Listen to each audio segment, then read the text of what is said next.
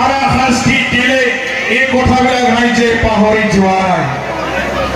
পৰিৱৰ্তনৰ নামত ইউ পিপলে আমাৰ ৰাইজৰ পৰা ভোট আদায় কৰিছিল।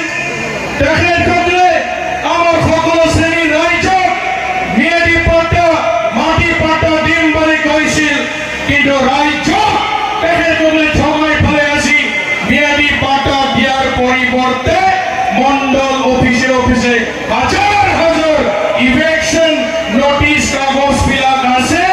আজি আমি রাজ্য গ্যারেন্টি দিছো বিপিএফ সরকার গঠন করার লগে লগে হাগ্রা মামলার সারে শীত হওয়ার লগে লগে যিমানখিনি উচ্ছেদৰ জাননী আছে অক্টোবৰ মাহত সকলো ধৰণৰ উচ্ছেদৰ জাননী সব কেনসেল কৰাই দিম। ৰাইজ কাকো উচ্ছেদ কৰিবলৈ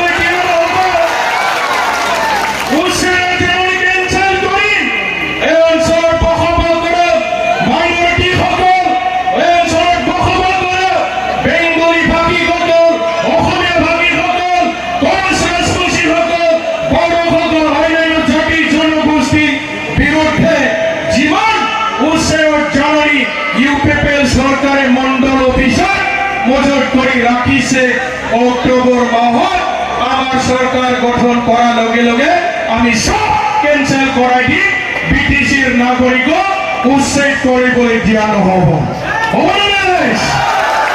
আৰু ভিতৰ কাৰণে আমাৰ বিটিসিৰ পৰা ইউ পিপল দল আগষ্ট সেপ্টেম্বৰ মাহৰ বিটিসি নিৰ্বাচনত ইউ পিপলক আমি বিদায় দিব লাগিব। ৰাইজ বিদায় দিব লাগে, গঠন কৰি প্ৰাউড কৰিব লাগিব।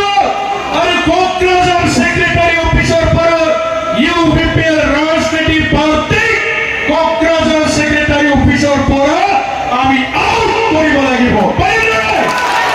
ৰাইজৰ শক্তি আছে, ৰাইজৰ আশীৰ্বাদ আছে।